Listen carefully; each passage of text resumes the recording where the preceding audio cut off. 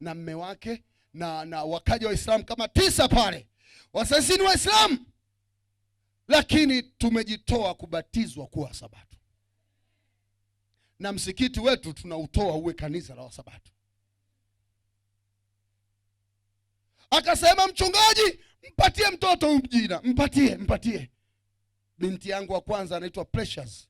Kwa nikamuita jina huyu mtoto Precious, tukamwekea mikono, yule mtoto akabarikiwa, tukawabatiza. Nataka nikwambie, hawa sasa hivi ni shemasi mkuu kanisa fulani pale Tanzania, mumewe toka kwenye ushe mpaka mzee wa kanisa. Sasa kilichotokea kwa hawa, kila mwaka mimba anazaa, kila mwaka mimba anazaa, kila mwaka mimba anazaa. Walipofika 5, maana ni 2005, leo ana watoto 5. Akaniambia, mchungaji, njoo umuombe Mungu afunge, inatosha. Haleluya!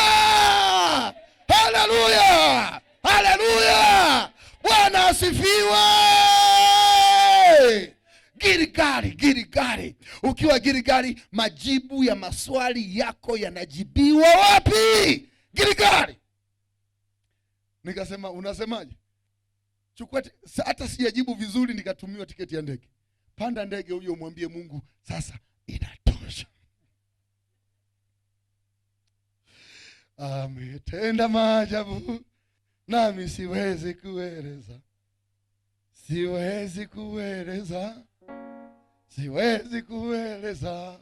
Ametenda maajabu nami siwezi kueleza. Nikaenda Mwanza, nikasema, Baba, yatosha. Inatakiwa tukuombee hela mpaka unipigie simu toka Tanzania useme, mwambie Mungu afanye taratibu. Sasa hii ni vurugu.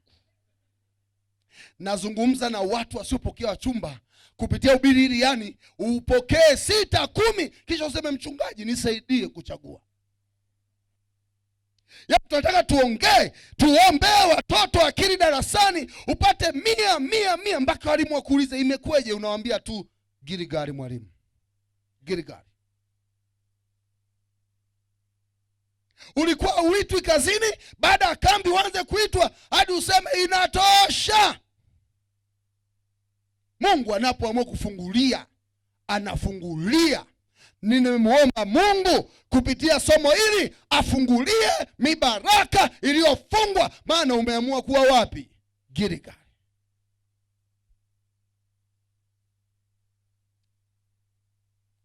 Unajua wana wa Israeli waliotoka Misri walipopewa taarifa kwamba kule kuna mijitu, yale makabila 10 yaliyodanganya akaleta taarifa mbaya, wote walikufa jangwani. Yakabaki mataifa mawili ya Joshua na Caleb. Unajua zamani ilikuwa ukifanya circumcision kwa mwanaume ilikuwa inamaanisha usafi wa moyo. Kwa walipotoka Misri wote walifanyiwa circumcision wa kiume. Sasa wale waliofanyiwa circumcision wakafa wote njiani, kakazaliwa kataifa kengine kama kabila 10 ambao wamefika Girigari hawajatailiwa bado. Na sheria ili tukaivamia Yeriko tuuteke mji, lazima tufanye nini? Physical circumcision. Wakiwa Girigari pana mambo, sema pana mambo. Mungu akasema, sasa Musa, sasa Yoshua, tumeshafuta aibu. Wiki 2 zijazo tunaenda kuiteka Yeriko. Ila nina sharti moja, wanaotakiwa kuteka Yeriko ni wale waliotailiwa. Tuna watu makabila 10 hajatailiwa. Yoshua akasema, sasa mzee, hakuna ganzi, hakuna sindano, hakuna visu vizuri, hakuna manesi, tawatailije? Mungu akasema, chukua jiwe liweke chini, tafuta jiwe lilokaa kama kisu, wanaume wote wavue nguo mmoja. Samahani, kule Tanzania kama unataka kuongea maneno mabaya unasema shakumu, si matusi. Mmoja anakuja uchi, anashikwa kile kinavutwa kwenye jiwe Yoshua anakaza meno, anapiga, anakiweka kwenye jiwe, anakishika chini hapa, anapiga anageuza Mungu alimwambia unakipiga mara 3 ndio kikatike, usipige mara 4 mara 5.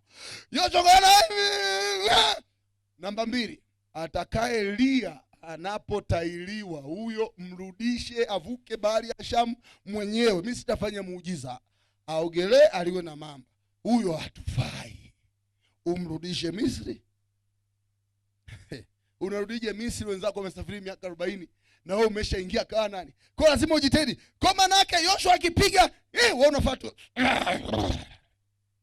Akigeuza kapera. Akipiga ya 3, vipi unasikia maumivu? Amna. Unatoka, damu zinatoka, unaenda sasa kujificha, ndio unaanza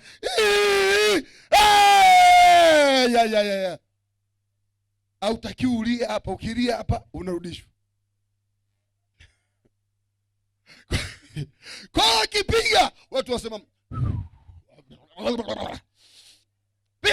alafu unatoka kiaina ya wewe, mbona tembea hivyo? Yani hamna, yani sijasikia.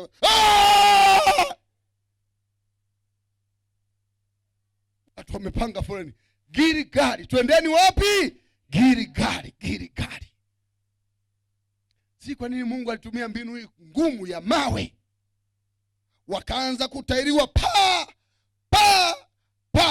wanatairiwa, damu zikatapakaa.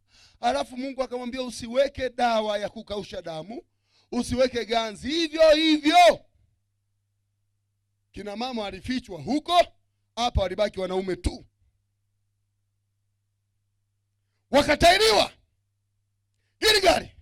Maumivu yalikuwa makali Gilgali, mateso yalikuwa makali Gilgali. Lakini ili ukauteke mji wa Yeriko lazima utoke damu, upate maumivu kwanza.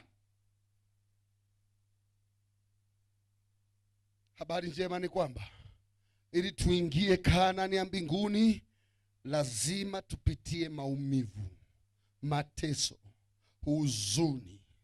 Marafiki zetu watatutenda vibaya, washiriki wenzetu watatutenda vibaya, mkeo atakutenda vibaya, watoto wake. Pale Tanzania kuna katoto kanachelewa kuja nyumbani, kanakuja saa 5 usiku. Mama akimwambia kwa nini unachelewa? Sasa mama, usinizingue, ungechelewa kuzaa ningekuzaa mimi. Tunapitia maumivu makali, lakini haya maumivu ni sawa sana tohara ya kiroho. Tukiyavumilia tutaingia Yerusalemu ya mbinguni. Mkisi mmoja, nilikuwa nasoma magazeti wiki 3 miaka 3 iliyopita, magazeti. Mkisi uenda wa hapa Mkisi, mwanaume, yeye akatangaza kwa watu kwamba mimi ninakwenda, mke wangu anaenda kujifungua, kwa hiyo ninaingia naye leba nione. In fact wanaruhusu madaktari, mke wako akiwa anazaa uende ukamsapoti, anaposukuma mtoto unamwambia mama, niko pamoja nawe, lakini huwa anatutukana sana, lakini basi wewe unavumilia, nipo pamoja nawe. Anaweza kukwambia hata mjinga, pumbavu, basi niko pamoja nawe na kadhalika. Na nikitoka hapa wewe sio mume wangu, sawa, lakini niko pamoja nawe. Biblia inasema tamaa mwanamke itakuwa kwa nani? Akishatoka leba anaanza baby tuongeze wa pili lini? Toka hapa. Tutaongea na ndoa changa kesho. Huyu Mkisi akaingia leba. Mama akaanza kusukuma mtoto. Huyu mwanaume Mkisi yuko pembeni anaangalia. Mama akasema sijui inaanza miguu, sijui kichwa, basi kakichwa kakaonekana kama mtoto. Damu zikaanza kutoka. Mkisi, daktari anamwambia Mkisi, unaona? Mkisi ajibu, unaona? Kumbe kashazimia.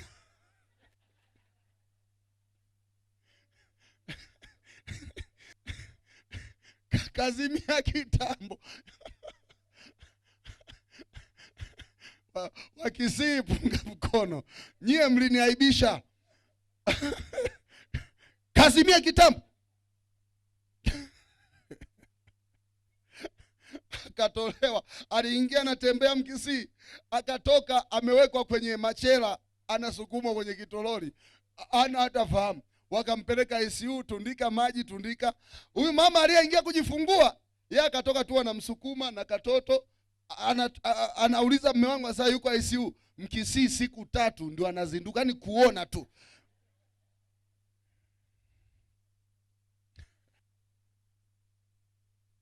Habari njema ni kwamba kabla hawajakwenda kuuteka mji, vidonda vyao vikapona. Wakiwa wapi?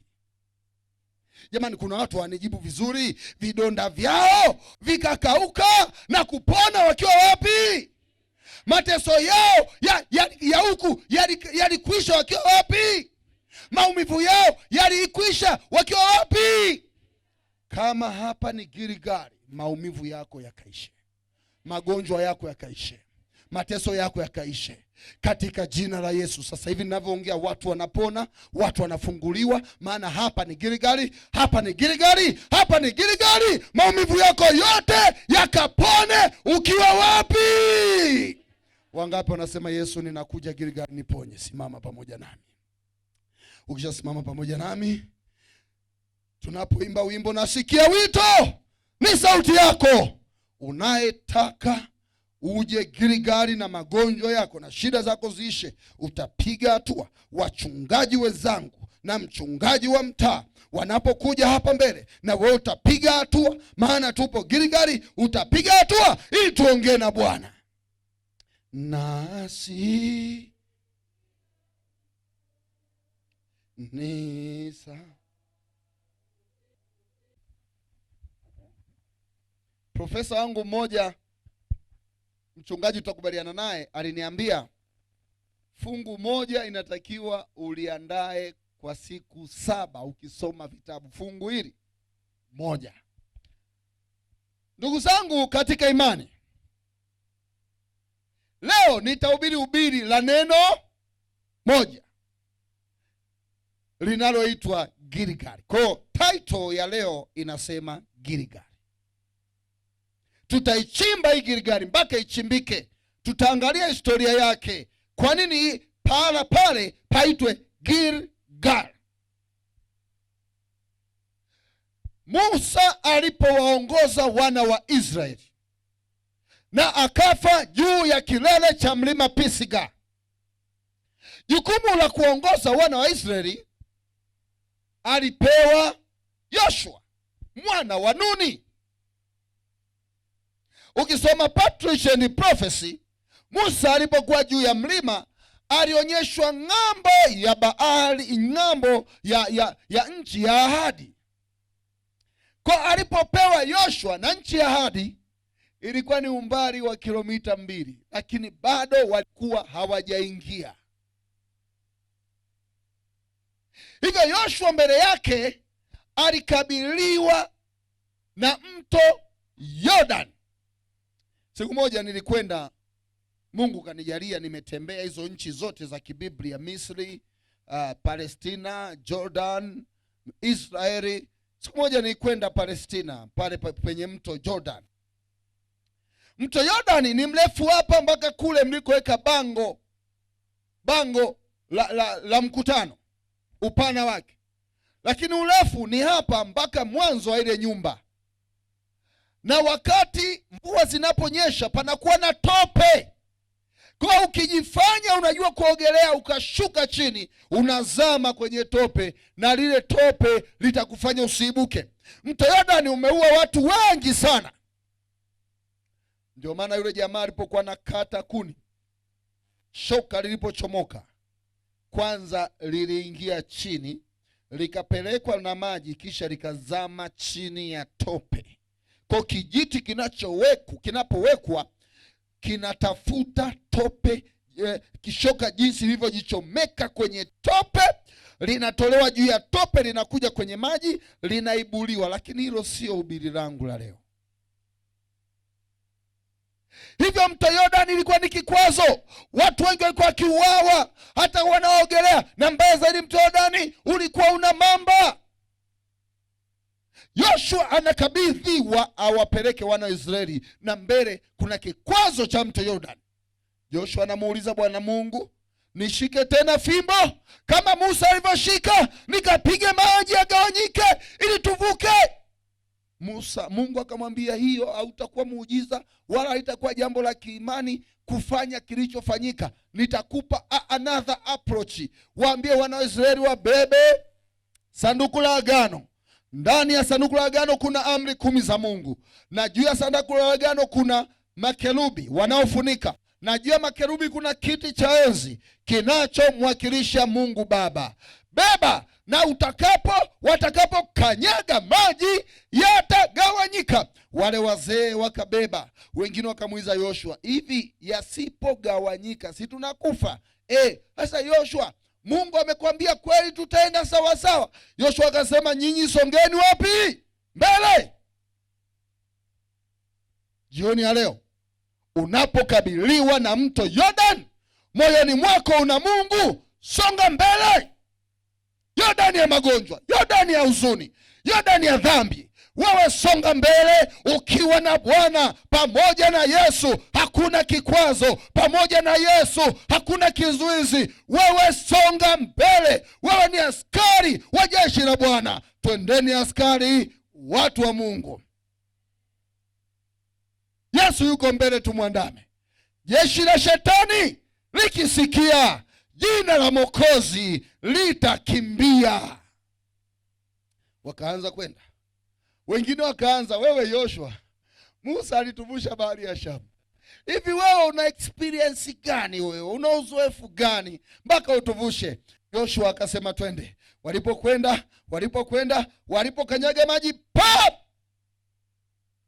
Maji huku yakaweka mlima na huku yakaweka mlima, tope lote likakauka, pakawa nchi kavu kama hapa palivyo. Ni nani aliyetawanya maji katika mto Yordani? Sio miguu ya makuhani, ni Yesu waliyembeba. Kiti cha enzi kinachoachilisha Mungu walichokibeba ndicho kilichosababisha uvuke salama. Moyoni mwako, kwenye mawazo yako, kwenye kila kitu chako, mbebe Yesu peke yake. Atakuwezesha kuvuka katika mambo mbalimbali yanayokukabili. Tupo katika kambi, tumepiga kambi. Yesu akatuvushe tena katika jina la Yesu.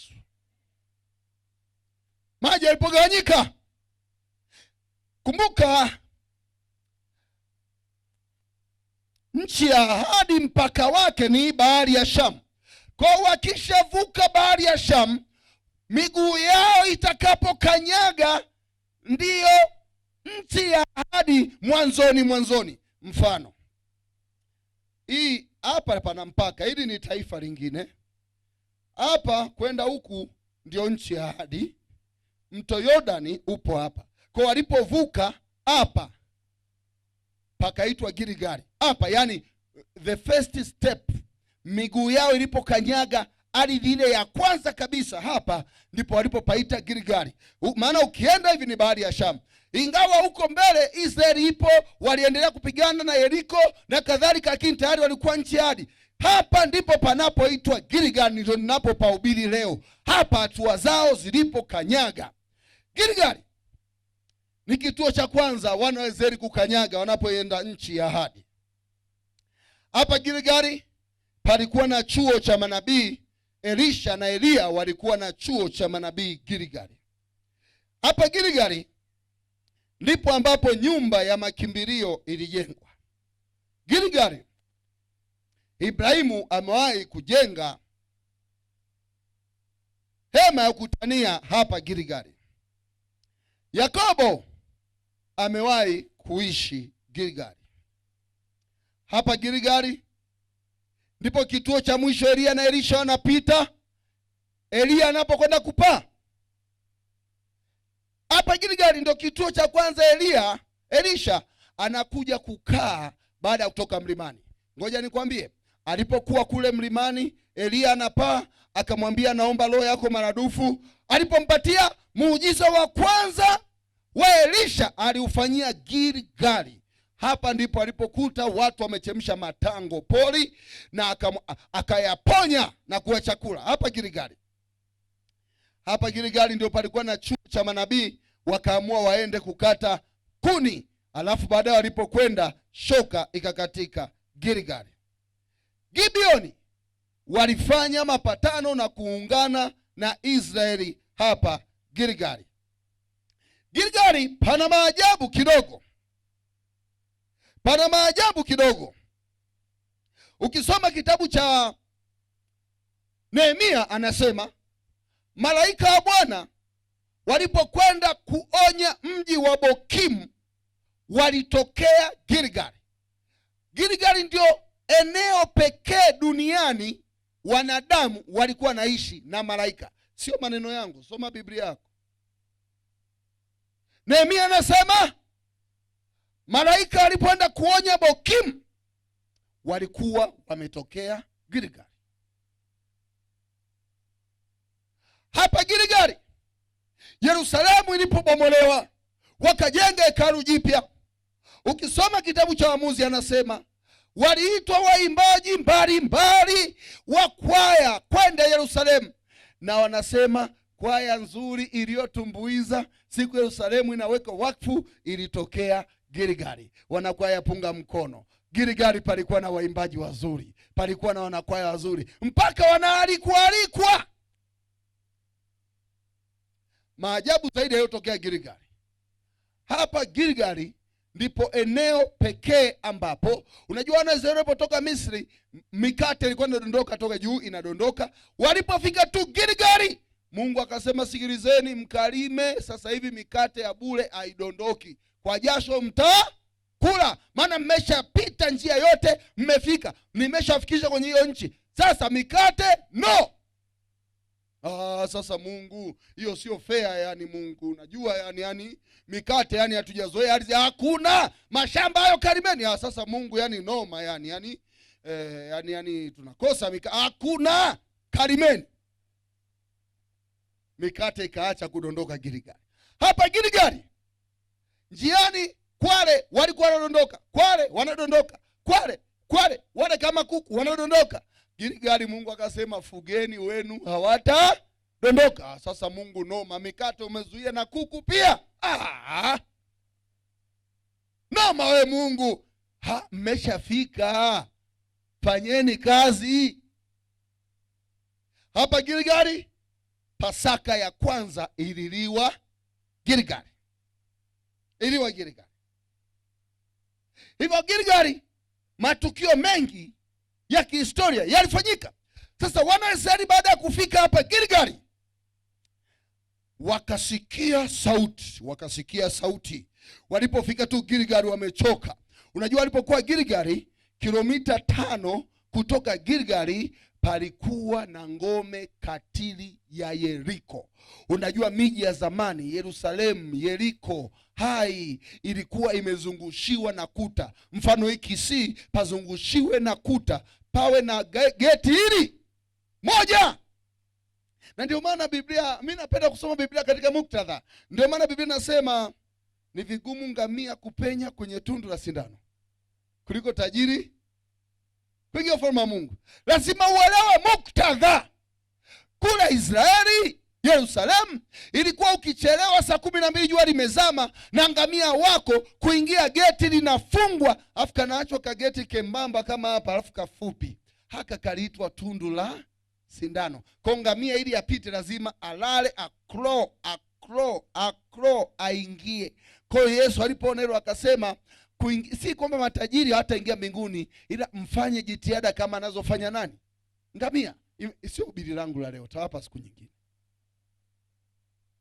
Kwa kulikuwa na geti. Ngome Yeriko alipoona wamepiga kambi Gilgali. Ni sawa sawa na wewe una nyumba yako, ni sawa na hapa kanisani, alafu mtu adui aje kwenye kiwanja cha kanisa na mapanga na marungu, hasa nyie mkajifungia humu ndani. Adui tayari yupo kwenye territory yenu, wakajifungia ndani.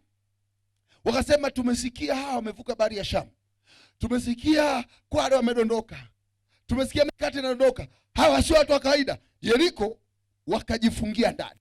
Siku 7 Wanaisraeli wamepiga kambi hapa, hawaendi mbele wala nyuma, wao wamepiga kambi hapa Gilgali, wanaimba. Yeriko wakajifungia ndani. Walipojifungia ndani, wakasema jamani, wanakuja hawaji, wanakuja hawaji. Wakajifungia, wakajiandaa na vita. Hawa na Israeli wamepiga kambi Gilgali. Walipopiga kambi, wakasikia sauti. Unajua Mungu anapotaka kuongea na wewe haji kizembezembe. Siku moja wana wa Israeli walimuonea wivu Musa. Wakamwambia Musa, na sisi tunataka tukamuone, tukasikie anavyoongea na wewe. Mbona anatubagua? Na sisi twende. Musa akasema, haya twendeni. Wakiwa mlimani wakasikia mawe yanadondoka toka juu ya mlima, miti inaanguka, jiwe linatoka kwenye mlima ule. Wakaona vumbi, ukungu. Wakamwambia Musa, nini? Akasema ndio anavyoanzaga kuja kuongea, hapo bado hajaja. Wakasema kama ni hivyo aongee na wewe utatuambia. Mbio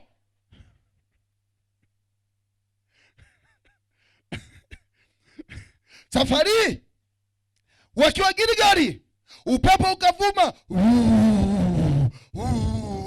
Wakaona upepo, vumbi, wakiwa Gilgali. Kisha sauti ikaenea walipo wana wa Israeli, sauti kubwa ikasema, tangu hivi leo mateso mlioyapata Misri, mimi Mungu nimeyaondoa. Eneo hili litaitwa Gilgali hata hivi leo. Wakasema, Yoshua, nini hicho? Yoshua akasema, kwa experience yangu, hiyo ni sauti ya Mungu, hiyo ni sauti. Baba, hebu tukusikie tena, labda ni majini na mapepo. Nimesema hivi, kuanzia leo mateso yote mlioyapata kwa miaka 40 yamekwisha hapa Gilgali. Hivyo kwa ukumbusho wa kubeba mizigo yenu na kuwasaidia, eneo hili linabaki ukumbusho, litaitwa Gilgali hata hivi leo. Nimependa Kiswahili, lugha iliyotumika. Kuanzia leo nimeviringisha mateso yenu. Unajua maana ya kuviringisha? Tairi la gari likiwa linazunguka, kwa Kiswahili fasaha tunasema linaviringika. Leo tukichukua jiwe lilokaa duara tukalizungusha, tunasema tunaviringisha. Kwa Biblia inasema kuanzia leo nimeviringisha aibu. Nimeiviringisha aibu yenu yote ya Misri. Ndugu zangu, jioni ya leo, wana wa Israeli kwa miaka 40 walipata aibu nyingi. Aibu, walisema wamepotea njia, wakaambiwa hawatavuka bahari ya Shamu, walinyimwa njia, nyoka wa shaba wakawatandika. Na kuna wakati wakasema, Mungu wao yuko wapi? Mbona nyoka wa shaba anatandika? Kama hiyo haitoshi, Musa akafa, Miriam akafa, na watu wengi waliotoka nao Misri. Watu wakawazomea njiani. Aibu ilikuwa kubwa, watu wakawazomea, watu wakawadhalilisha, maana walikuwa na aibu nyingi. Ni kweli Mungu amesema unakwenda katika nchi ya ahadi, lakini ameruhusu upate aibu kwa miaka 40. Nataka nikwambie, nilipotoka Misri kwenda Israeli kwa basi tulitumia masaa 12 kwa basi, na kwa ndege tulitumia saa 1 na dakika 80, masaa 2 na dakika 20. Maana yake hata kama kwa siku wangetembea kilomita 1 kilomita, wasingefika hata miaka 5. Ndani ya mwaka mmoja wangekuwa wamefika. Kitendo cha kucheleweshwa njiani, walipata aibu, wakachekwa. Angalia wapelelezi waliotumwa na Musa, wakasema ili mijitu ni mikubwa, tutaonekana kama panzi. Wengine wakasema, Musa turudishe. Walipata aibu. Na sasa Mungu akasema, kwa sababu mmevumilia aibu yenu yote ya miaka 40 ninaiondoa leo. Jioni ya leo haikumhitaji Mungu miaka 40 kuiondoa aibu ya miaka 40. Haikumhitaji miaka 20 kuondoa aibu ya miaka 40. Haikumhitaji miaka 10 kuondoa aibu ya miaka 40. Ili muhitaji Mungu dakika moja kuondoa aibu ya miaka 40. Jioni ya leo inawezekana umepata aibu ya uchumi, aibu ya dhambi, aibu ya maisha kwa miaka 10. Leo Bwana anaiondoa, maana kambi la hapa tulipo Millennium panaitwa Gilgali hata hivi leo. This is a gospel. Hii ni injili inayoponya mataifa. Ili ni kambi. Wanaisraeli wamepiga kambi pakaitwa Gilgali. Gilgali yetu leo ni hapa. Wiki hili lazima kieleweke. Aibu zetu zote zikaondolewe katika jina la Yesu. Siku moja nilipokuwa nasoma, mimi nilisoma shule nzuri, lakini mimi ndio nilikuwa maskini pekee. Shule ya Wahindi, shule ya matajiri. Wakati ule kwenye mkoa niliokuwa nakaa, mama aliniombea, maana alikuwa anafanya manispo. Kwa aliyekuwa hana viatu ni mimi peke yangu, mwenye kaptula moja isiyobadilishwa ni mimi peke yangu, tena yenye viraka, imepigwa viraka. Watu wakiibiana darasani, kula zote zinaangukia kwangu na mimi sijaiba. Mtu akipiga kelele, monta akiandika majina ya kelele, ni mimi tu, wa kwanza ni mimi. Hata kama nimekaa kimya, nilikuwa napata aibu shule ya msingi. Nikichelewa, kila akikagua uchafu, mimi napita mbele, mchafu. Nilipitia aibu. Sasa mwaka juzi nikaona kuna group la WhatsApp limetengenezwa la watu tuliosoma shule ya msingi. Nikaona mimi nimewekwa Simba Primary. Okay, members. Okay. Na mimi nikajiona niko mule. Nikawaona wale watu waliokuwa walembo, watoto wa matajiri nao wako mule. Lakini siku moja wakasema tukutane kwa ajili ya soda. Basi nikavaa suti yangu nzuri. Unajua wachungaji tuna suti nzuri zisizo na migogoro. Unajua kuna suti na suti zenye migogoro. Sio kila suti ni suti. Bwana asifiwe. Nikavaa suti. Nina gari yangu nzuri, Pajero model ya 2022 nyeusi. Nikawasha kwenda, nikaona wale walikuwa wananicheka, wamekuja na pikipiki, baskeli, daradara na vigari vidogo.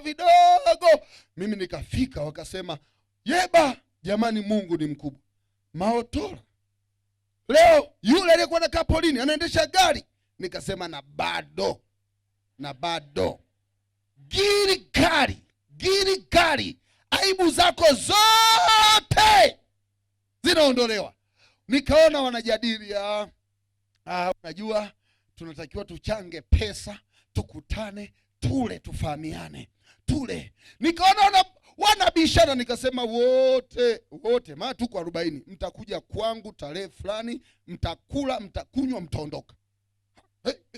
Jamani, yani yule Maotola alikuwa anakaranga mahindi anatupa, ndipo na sisi tunampa penseli, tunampa kalamu, madaftari yake machafu. Basi siku hiyo nikamwambia mke wangu, hautapika, tutaita katari. Tukaita katari. Akaandaa chakula, menyu, pilau, kuku, samaki, kadhalika. Chakula kisicho na mgogoro. Na kuna vyakula vyenye migogoro. Ila cha pale tunachokula hakina mgogoro. Hakuna vyakula, ni mgogoro tupu. Tukaandaa poti kule, mpaka kule wakaja wakaona nyumba yangu. Unajua alifanyeje? Ndani walilia, walisema kweli Mungu yupo. Huyu ndiye tuliyekuwa tunamdharau, maskini wa mwisho, leo tunakula kwake. Nataka nikwambie, Gilgali ni sehemu ambayo aibu zako za miaka mingi zinaondolewa katika jina la Yesu. Mungu ashushe, aondoe aibu yako yote. Inawezekana una watoto ambao hawaolewi, hiyo ni aibu yako, wakaanze kupata wachumba katika jina la Yesu. Inawezekana umelenti kwa muda mrefu, unataka na wewe uwe na nyumba, hiyo ni aibu yako, Mungu akaiondoe katika jina la Yesu. Umekuwa ukitumia vidonge, hata sasa kwenye pochi yako una vidonge unakunywa, hiyo ni aibu, hiyo ni aibu. Watu wanakucheka. Kama Bwana aishivyo, aliyenituma toka Tanzania amesema leo anaiondoa aibu yenu.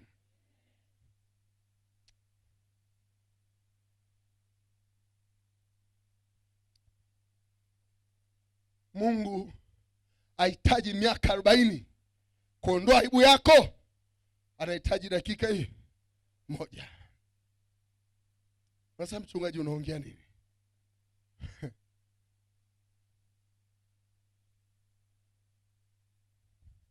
Sara anakuwa mjamzito, anakuwa hapati mtoto zaidi ya miaka 20. Ilihitaji tamko moja tu. Mwakani majira kama haya utazaa. Only one tamko. Baba uko mbinguni, tamka kwa watoto wako, tamka kwa mabinti, tamka kwa mavijana, tamka kwa wazee. Mungu atamke. Ninaona kiroho sasa Mungu anashuka, anatamka, anakupa promises zako. Neno lake ni upanga ukatao kuwili, neno lake ni kweli. Linapohubiriwa katika roho na kweli, neno la Mungu linafanya kazi. Na kwa sababu leo Mungu anasema aliondoa aibu ya Misri, na mimi nilipokuwa naandaa ubiri kwenye maombi, nilimwambia kadri Mungu nitakavyohubiri, ili hubiri kadri ninavyohubiri, aibu za watu zianze kutoka. Na sasa ninamwona roho wa Mungu na Yesu akikuponya, akikusaidia, akikusamehe. Maana hapa kwenye kambi la millennium ni wapi? Gilgal. Mungu alishuka akaongea na Wanaisraeli Gilgali. Ndio maana tukaimba nena rohoni Yesu, nena kwa upole, sema kwangu kwa pendo. Kila siku nena vile kwa upole, nong'oneza. Yesu aongee nawe. Umesubiri majibu kwa muda mrefu, umesubiri azungumze nawe kwa muda mrefu. Kila mwenye imani akaongea na Yesu. Huku wakiwa wamepiga kambi Gilgali, huku waliojifungia Yeriko miguu inafanyeje? Inagongana.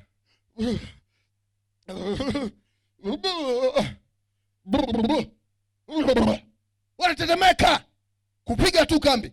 Unapopiga kambi Gilgali, adui zako wanatetemeka. Ifanye nyumba yako kuwa Gilgali. Fanya kanisa hili kuwa Gilgali. Fanya Kisii yote kuwa Gilgali. Fanya kanisa la Jogoo kuwa Gilgali. Fanya moyo wako kuwa Gilgali. Adui watakapo kuona watatetemeka, maana wewe pale Gilgali hawajui unachofanya, ila unaongea na Bwana. Siku moja kiongozi wao Yoshua alipoona wamekaa muda mrefu hapa, akatoka pale Gilgali asubuhi sana, saa 11, akaenda akapiga magoti, akasema, Mungu, tumekaa Gilgali na hujasema kitu zaidi ya kutuondolea aibu, lakini bado tuna kambi ya Yeriko inatusubiri mbele, tuna Ai inatusubiri mbele. Sasa Mungu, ninaomba maelekezo, nifanyeje? Jioni ya leo unapokabiliwa na vita yoyote, muulize Mungu kwenye magoti. Tatizo la Sabato, hamuombi. Kuna nguvu katika maombi. Mimi ni mhubiri, nahubiri nchi yote ya Tanzania. Zaidi ya mwaka 25 ninahubiri injili tangu ya kuwa mchungaji. Mataifa mengi ya nje ninahubiri. Sina muda wa kusimulia visa nilivyokutana na Mungu kwa njia ya maombi. Ni vingi.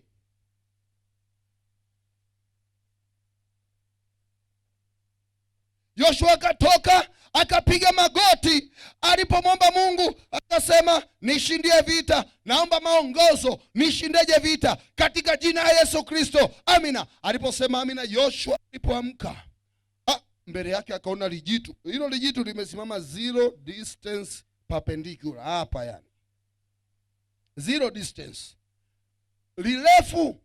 Joshua alikuwa na futi 9. Lili jamaa alikuwa na futi 24 kwenda juu kama mti huo. Joshua sasa akisimama nalo anafika kwenye ugoko. Joshua alikuwa ameshika mkuki, ngao, amevaa shield hapa, afu amevaa shengat, alafu amevaa kofia. Na lile jitu limevaa vile vile kama Joshua, mabuti, mkuki, kofia, shengadi, shildi, ngao. Sasa linamtazama Joshua, limetoa jicho hili. Jicho kubwa kama kikombe. Linamtazama. Joshua naye anatazama. Linamtazama, limetoa macho. Joshua naye anatazama. Joshua akasema, "Hey, tueleze. Upo upande wetu au upande wa adui?" Kiukweli Joshua alikuwa anauliza tu hilo swali, lakini yule jamaa angeamua tu kunyanyua mguu akakanyaga kichwa kwa Joshua akafanya basi. Joshua maini kule, utumbo kule. Joshua ni kwamba tu alikuwa anajifaragua, yani aonekane naye, ila naye alikuwa anajua naenda kutanikwa kweli kweli hapa. Lile jitu likamwangalia Joshua. Eti Joshua naye alichomoa mkuki. Maana hata angempiga panga yule mtu, hilo panga lingemjeruhi tu hapa yule jamaa, afu jamaa angempiga kwa kidole tu pap. Joshua angeruka kule juu, angeanguka, angeanza kulia wali hiyo kifoni. Nenda amekufa tayari.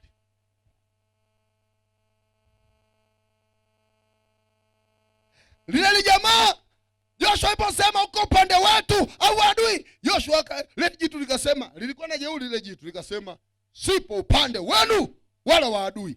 Wewe sasa ndio Joshua. Unautana yule jitu lirefu, uwanja wa mapambano. Unasema uko upande wetu au wa Yeriko, linakwambia siko Yeriko wala kwenu. Wewe ungeanza kukimbia. Joshua bila shaka miguu ikaanza kutetemeka. Mtu gani hayupo kule wala kwetu? Huyu ni nani? Akaanza kutetemeka. Joshua alipotetemeka likatoa sauti likasema, "Mimi ndimi amiri jeshi mkuu wa Bwana. Nimeshuka Gilgali ili niwaokoe." Haleluya.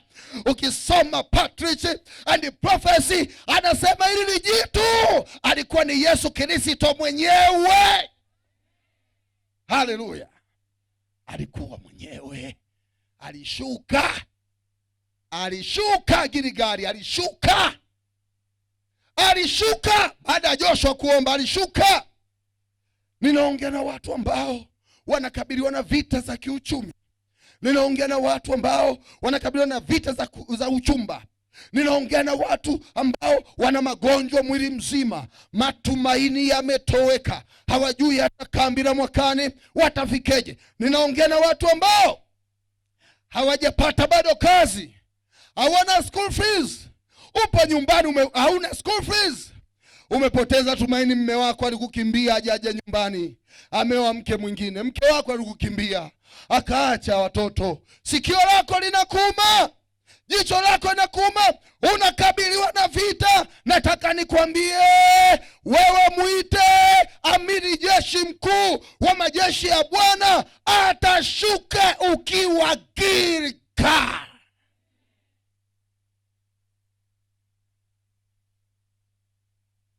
Yesu ashuke kwenye biashara yako.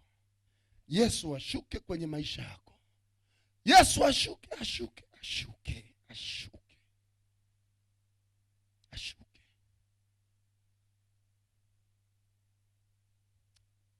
Siku moja nilikuwa nahubiri nchi ya Tanzania, maeneo ya Dodoma.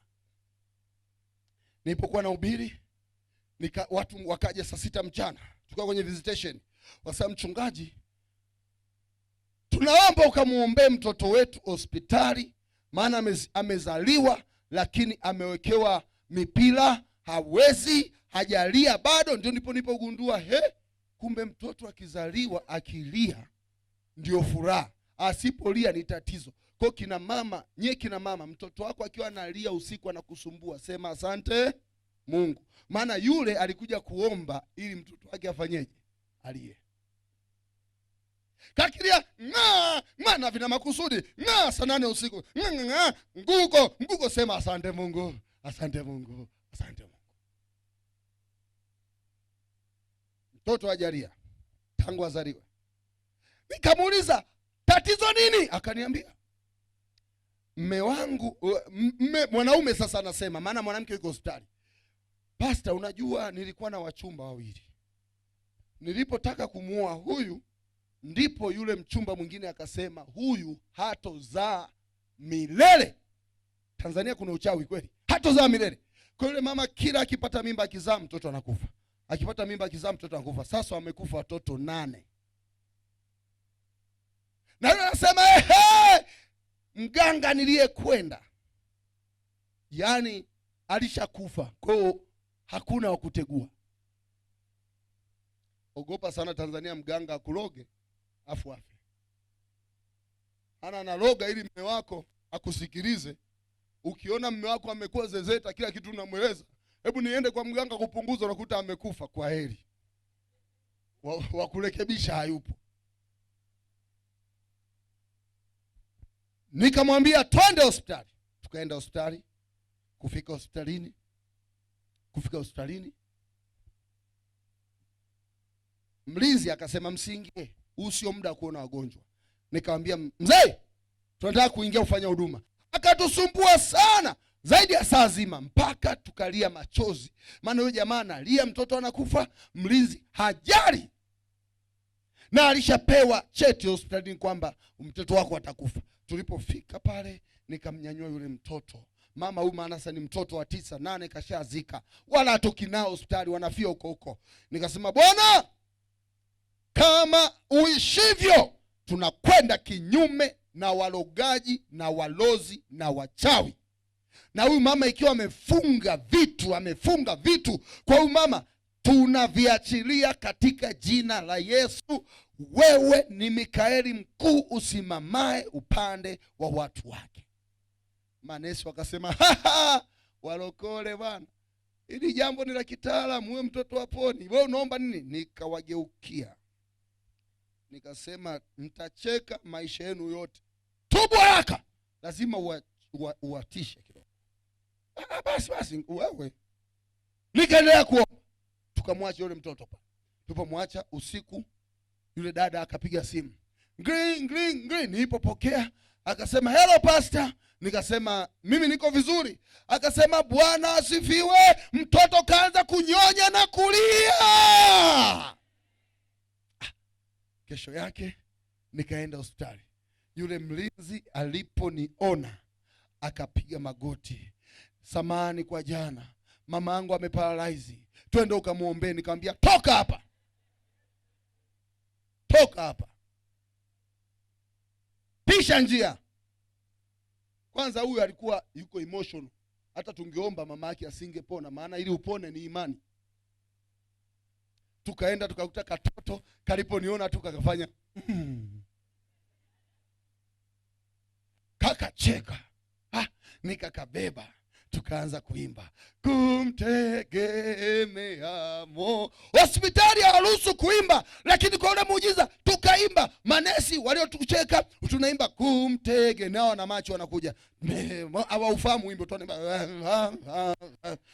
wanakuja. Waliokucheka watakuja ukiwa Gilgali. Wewe piga magoti, muulize Bwana kwenye magoti. Wakikucheka wewe piga magoti, umuulize Bwana. Piga magoti. Waliimba na sisi, wataimba na wewe, wataimba watake wasitake. Tukaondoka. Ilikuwa Alhamisi. Tukasema Bwana, mtoto atoke sasa. Alhamisi madaktari wakasema uwaga hawaponi watoto wa namna hii, wakamzuia kutoka.